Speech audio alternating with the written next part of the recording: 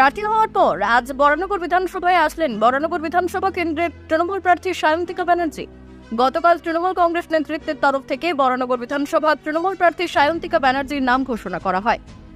প্রার্থীর নাম ঘোষণা করার পর আজ প্রথম বরানগর বিধানসভায় আসলেন সায়ন্তিকা ব্যানার্জি।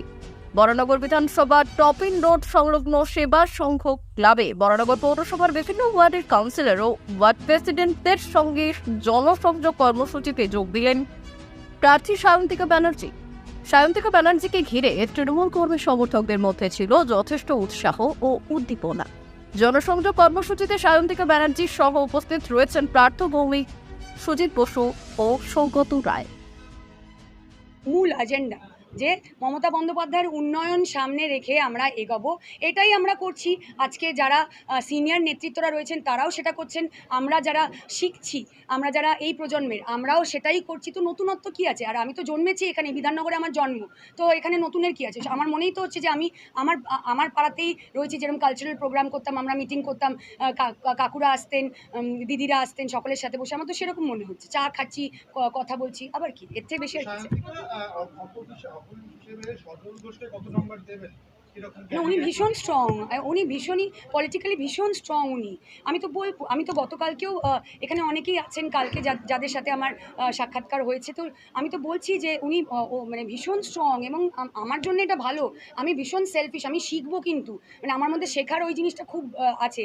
উনি যদি স্ট্রং হন, যত স্ট্রং হবেন আমার তত ভালো লাগবে ওনার সাথে রাজনৈতিক ময়দানে লড়াই করতে। তো এটাই তো মজা, এটাই তো আমার মনে হয় একটা হেলদি পলিটিক্স। তো সেখানে আপনার যে ডায়লগ মার কুর্তি তুলে দিয়ে চাপ দিয়ে খা, এটাকে বিদ্রুপ করেছেন সজল ঘোষ, আপনার অপোজিশন, তিনি দাঁড়িয়েছেন বিজেপির হয়ে, কিভাবে দেখছেন বিষয়টি? আসলে আমি তো ব্যক্তিগত আক্রমণ করি না, বা আমার দলের এখানে যতজন রয়েছে তাদের মুখ থেকে কোনো যতই প্ররোচনা দেওয়া হোক না কেন, তাদের মুখ থেকে ব্যক্তিগত আক্রমণ বেরোবে না, কারণ তারা বা আমরা এই শিক্ষা পাইনি। কিন্তু যারা বলছেন তাদের দলের যে মানে মনে হয় আইডিওলজি, তারা এটাই হয়তো জানেন, এটাই হয়তো শিখেছেন যে ব্যক্তিগত আক্রমণ করাটাই হয়তো পলিটিক্যালি স্ট্রং হওয়া, ব্যক্তিগত আক্রমণ করাটাই হয়তো খুব রাজনৈতিকভাবে খুব শক্তিশালী হওয়া, ব্যক্তিগত আক্রমণ করাটাই হয়তো নিজেকে খুব বড় করে প্রমাণ করা। আমাদের এই শিক্ষা আমরা পাইনি। আমরা উন্নয়ন নিয়ে কথা বলি, আমরা নেগেটিভ কিছু নিয়ে কথা বলি না। আমরা মমতা বন্দ্যোপাধ্যায়ের কর্মী, আমরা উন্নয়নের কথা বলবো এবং মা বোনেদেরকে কিভাবে আমরা এগিয়ে নিয়ে যেতে পারবো, আগামী প্রজন্মকে কিভাবে আমরা এগিয়ে নিয়ে যেতে পারবো, এটাই আমাদের চিন্তা এবং এটাই আমাদের মূল কাজ। আর একটা কোয়েশ্চেন, 2021 সালে বিধানসভা নির্বাচনে এখানে তাপস রায় 35,000-এর কিছু বেশি ভোটে জিতেছিলেন। ওনার অপোনেন্ট ক্যান্ডিডেট ছিলেন পার্ণ মিত্র, বিজেপি। এবার ঠিক অ্যাডভার্স হয়ে গেছে, আপনি সেলিব্রিটি ক্যান্ডিডেট এবং আমার এখানে এসে মনে হচ্ছে না, আমার মনে হচ্ছে যে আমি এনাদের অনেক দিন ধরে চিনি, তো সেইটা একটা খুব ভালো লাগার জায়গা। কনফিডেন্ট তো আছি, এটা তো মানে বলার নয়। এখানে সংগঠন অত্যন্ত শক্তিশালী, তৃণমূল কংগ্রেসের সংগঠন নিয়ে কোনো কথাই হবে না এখানে। এবং প্রত্যেকজনের সাথে আজকে আমার আলাপ করানো হলো এবং প্রত্যেকজন কিন্তু সিনিয়র এবং এক্সপিরিয়েন্স, তো সেখানে কনফিডেন্সের অভাব হবেই বা কেন? একজন বরানগরের একজন কাউন্সিলর পোস্ট করে লিখেছিলেন যে অভিনেত্রী প্রার্থী চাই না। সেক্ষেত্রে বিষয়টাকে কিভাবে দেখছেন? আপনি উপনির্বাচনে দাঁড়িয়েছেন তৃণমূল কংগ্রেস থেকে, কিভাবে না, দেখছেন? সেটা সেই পোস্টটা কবে হয়েছিল? গতকালকে অ্যানাউন্সমেন্টের পর? একদম একদম। না, অ্যানাউন্সমেন্টের পর হয়েছিল কি? আগে। আমি বলি, যদি এটা অ্যানাউন্সমেন্টের আগে হয়ে থাকে তাহলে সেখানে আমি ভুল কিছু দেখছি না, কারণ আমাদের দলে কোনো কিছু কারুর ওপরে, আমাদের কর্মীদের ওপরে চাপিয়ে দেওয়া হয় না। আমাদের সেই স্বাধীনতা আছে যে আমরা আমাদের ইচ্ছা প্রকাশ করব। আমাদের যদি কোনো অনুভূতি হয়, কোনো কিছু বলার থাকে, সেই বলার স্বাধীনতাটা আমাদের আছে। এবং আমাদের দলের চূড়ান্ত সিদ্ধান্ত জানিয়ে দেওয়ার পর যদি কেউ কোনো কিছু পোস্ট করে সেটার বিরোধিতা করে, সেইটাই আমার মনে হয় একটু ভেবে দেখতে হবে। কিন্তু যদি অ্যানাউন্সমেন্টের আগে কেউ লিখে থাকে যে এটা হলে ভালো হয় বা অমুক হলে ভালো হয়, সেটা তার ব্যক্তিগত তার ইচ্ছা বা তার মতামত, সেটা হতেই পারে, সেখানে আমি ভুল কিছু দেখছি না। অ্যানাউন্সমেন্টের আগে হয়েছে, ব্যক্তিগত মতামত তারা জানিয়েছে, there is nothing wrong.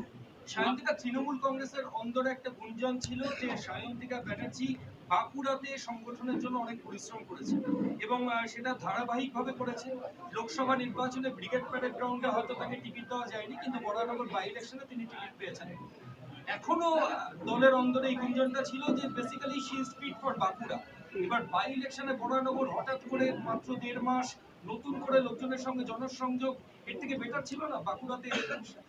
Actually আমি কোথায় ফিট সেইটা আমার মনে হয় যে আমি বলতে পারবো না, সেটা আমার নেত্রী, আমার নেতা এবং আমার দল বলতে পারবে। কিন্তু আমার মনে হয় যে আমি তো জন্ম এখানেই, আমার জন্ম নর্থ চব্বিশ পরগনাতেই আমি জন্মেছি। তাই আমার মনে হয় যে বাঁকুড়াতে গিয়ে কাজ করাটা আমার জন্যে নতুন ছিল এবং হয়তো ইনিশিয়ালি কঠিন ছিল, কারণ আমি তো এখানেই জন্ম, আমার স্কুল কলেজ সবটাই বিধাননগর থেকে। তো সেক্ষেত্রে এইখানে মানিয়ে নেওয়াটা আমার মনে হয় নতুন করে কিছু ভাবতে হবে না। 1.5 মাস টাইমে নতুন করে কি করে পথ চলবো, এখানে তো কেউ নতুন করে পথ চলতে আমরা আসিনি। এখানে আমরা আমাদের যেটা মূল এজেন্ডা, যে মমতা বন্দ্যোপাধ্যায়ের উন্নয়ন সামনে রেখে আমরা এগোবো, এটাই আমরা করছি। আজকে যারা সিনিয়র নেতৃত্বরা রয়েছেন তারাও সেটা করছেন, আমরা যারা শিখছি, আমরা যারা এই প্রজন্মের, আমরাও সেটাই করছি। তো নতুনত্ব কী আছে? আর আমি তো জন্মেছি এখানে, বিধাননগরে আমার জন্ম, তো এখানে নতুনের কী আছে? আমার মনেই তো হচ্ছে যে আমি আমার পাড়াতেই রয়েছি, যেরকম কালচারাল প্রোগ্রাম করতাম, আমরা মিটিং করতাম, কাকুরা আসতেন, দিদিরা আসতেন, সকলের সাথে বসে আমার তো সেরকম মনে হচ্ছে, চা খাচ্ছি, কথা বলছি, আবার কি এর থেকে বেশি আর কি?